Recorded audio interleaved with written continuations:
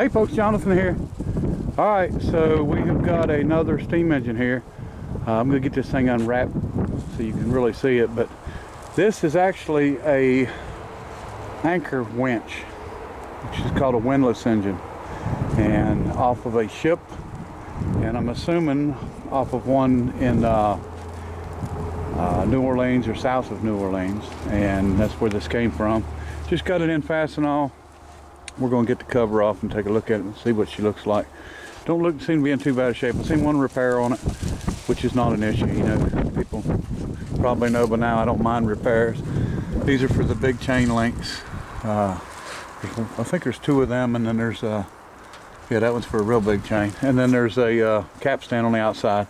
So let me get the cover off, and we'll look at it and see what kind of mess I got myself into this time, right? All right, folks, so here she is. We're going to go over the good and the bad and the ugly. But so far, I don't have any issues with what I've got. Pretty nice. It's like a few loose pieces. So that was a big chain there, and then this was a little bit smaller chain. And you know, the links should lay right in it, and we've got some big chain we'll toast it with.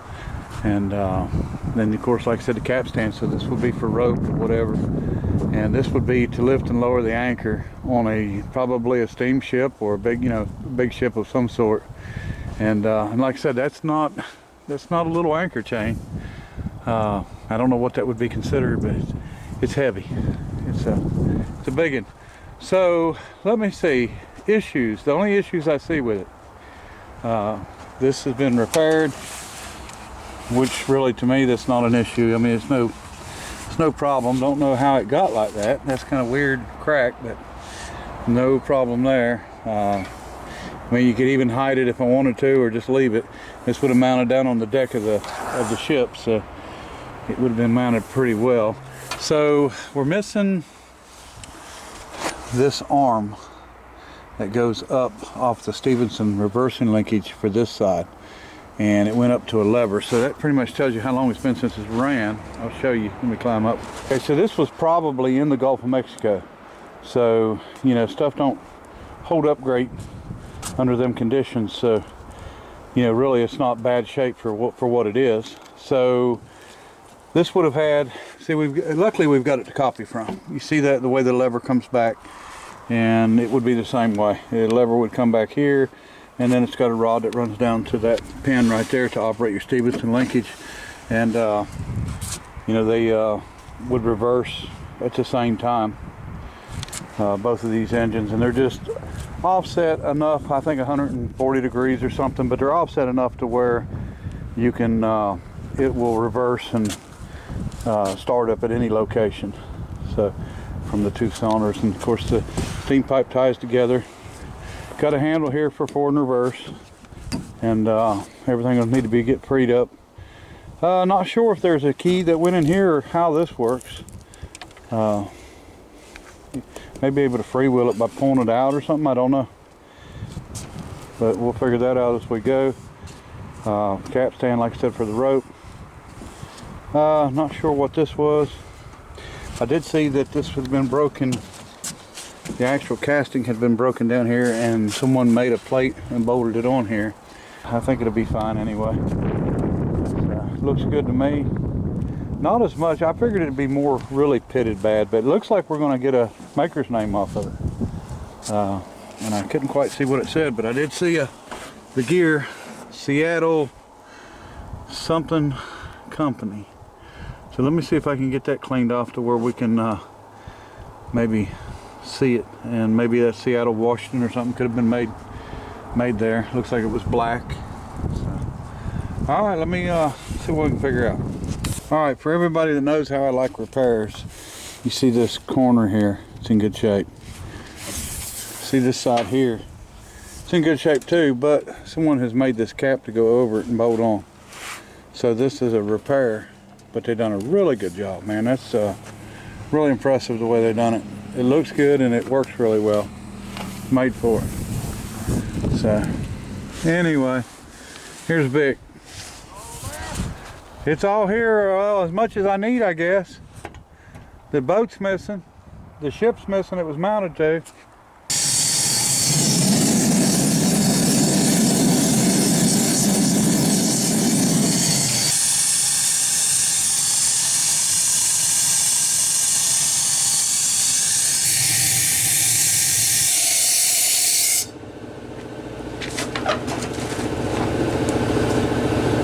Stay back, Greg.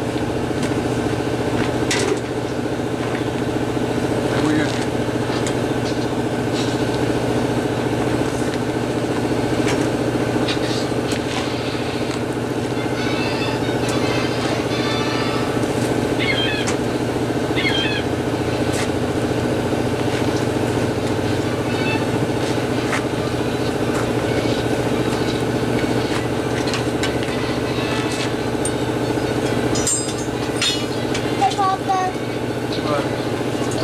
Love you.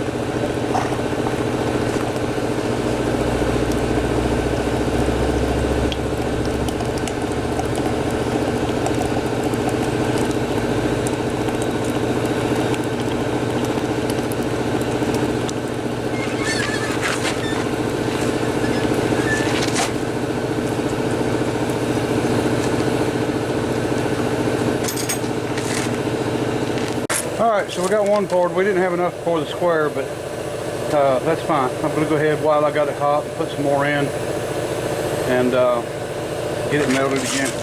You see it's kind of hot, so we'll just let that sit there and cool. And we'll cut the can out from around it, and then we'll have our ingot or our, whatever you want to call it. We'll have our piece of metal to go ahead and start machining. Alright, so what we got here is the piece I poured, the round piece. The can is stuck to it in a few places, so I just decided to chuck it up in here and we're going to get it off of it, go ahead and start getting it straightened out. I made it longer, way longer than I needed, and which is fine. There's no problem there. So, all right, let's get at it.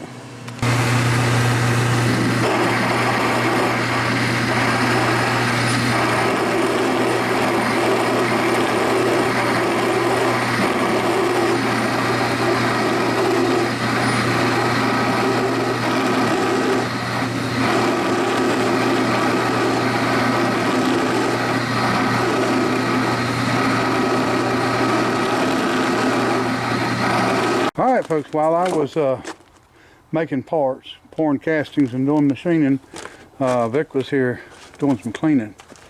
And as you can see, he's about got this thing cleaned up and ready to put some probably satin black on. Looks really good.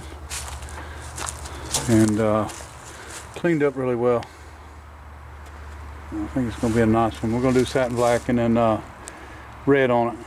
Like I said, the Henry Ford Museum, if you look at the engines, about all of them were black, but they wasn't real shiny black, so I figured satin black. And anyway, Vic will be back here tomorrow working, and he's going to go ahead and get all the other parts cleaned up, start cleaning all the other parts up for it. And you know, it takes a lot of work. It really does when you don't sandblast stuff. And I mean, well, sandblasting is just as bad, it takes just as long, but I don't like sand everywhere, I really don't. It gets everywhere, and then, you know, it comes out 20 years later, they're saying, you know, in stuff that you don't, where you don't want it at. Anyway, so it is what it is. So anyway, I'm going to keep working on this pushing for a little while, and then I'm going to call it a night. All right. Okay, so I'm really tickled and glad that I took and went ahead and measured this, because I was going to go by the bearing that I had, and it turns out that everything's about a 1/4 inch bigger. Luckily I made that big enough that it's not going to matter. So we're boring our 2-inch hole through it now, and we've got to go bigger, of course, than that. And then we've got to do our step down on our outside. But I figured if I bored it, then I could go to the inside and chuck it, and then I'll be able to do the outside. And then of course it'll need to be shortened up. You know, it's extra lengthwise. So machining good, working good. I think everything's going to be fine with it. So I'm going to go out here and show you a few things on the winch that I bought, and I'm trying to figure out the maker's name, but it's not doing too good at it. All right. Okay. So first of all, I want to let everybody know why I bought a winch like this. I'm trying not to limit my collection to just, you know, the same exact thing. You know, horizontal steam engine is pretty simple, and you know, if you get a bunch of them, that's all you have.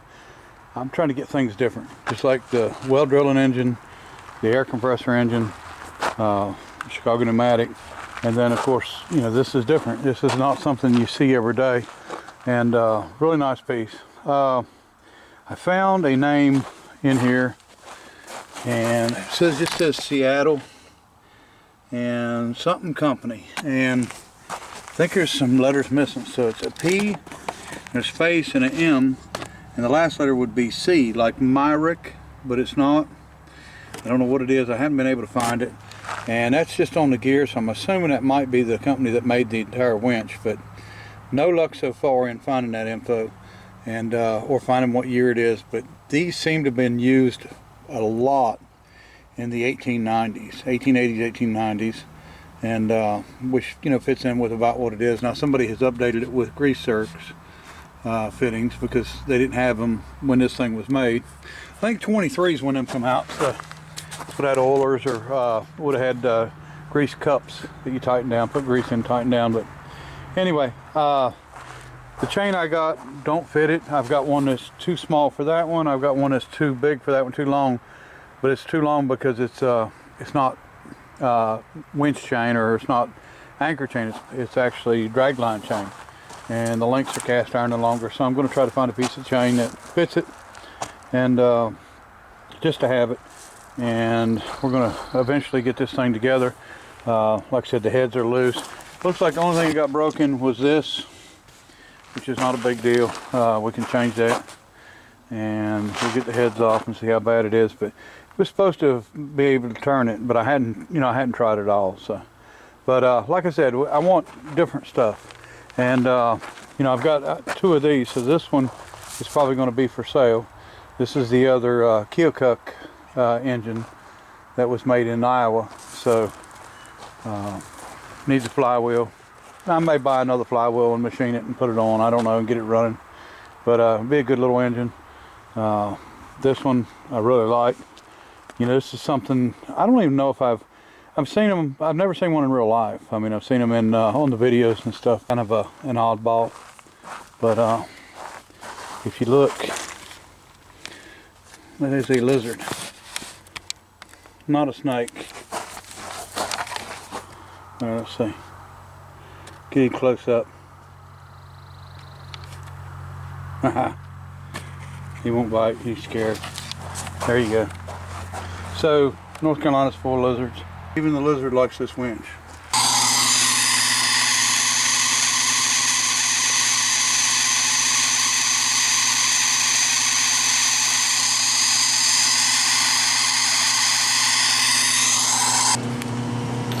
Alright folks, got this done. A little bit rough. It ain't the best surface in the world. My boring bar is not the best in the world, but anyway, so we're going to do the OD, what we needed, and shorten it up some, and do whatever else we need to do to try to get this thing finished up on the outside. And then we're not going to split it until we get our other piece made, but let's go ahead and see if we can finish up.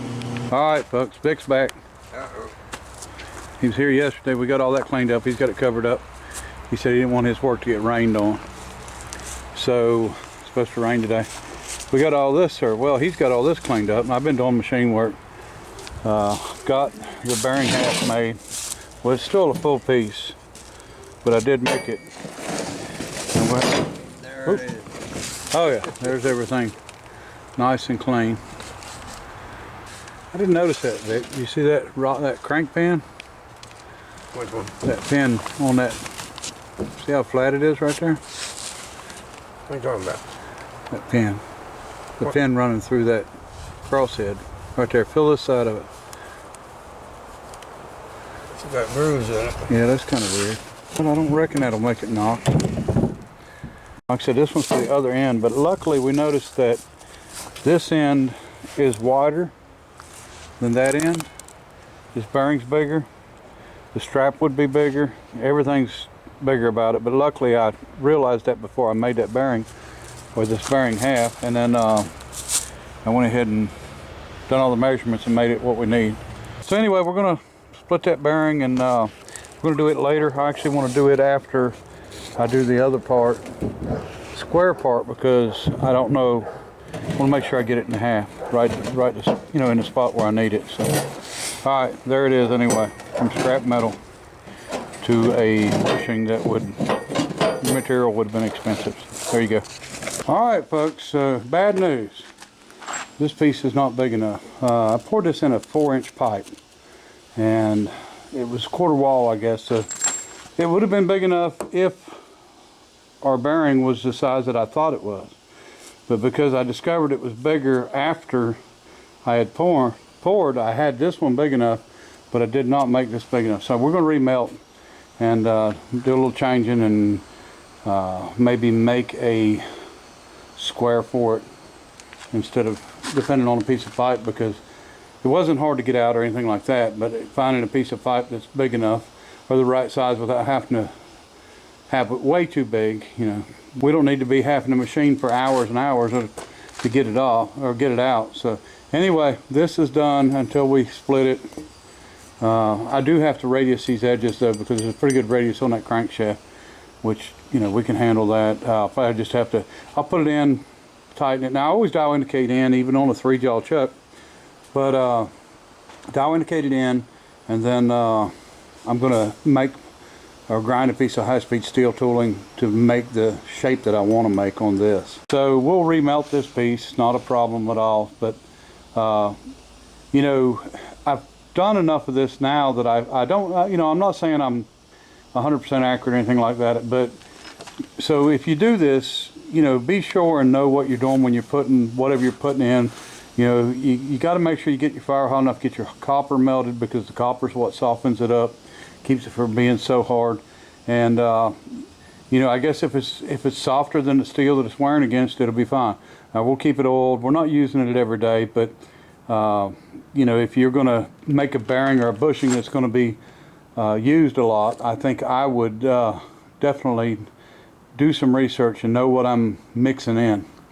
You know, if you need to mix some zinc in, or you need to mix some aluminum in to make it right, that's what I would do. And when you machine something and when you file on something, you can pretty much tell how hard it is. This one's pretty rough on the outside, but this one was too, so it really don't matter, you know, as long as you don't have porosity inside, which there's none in this.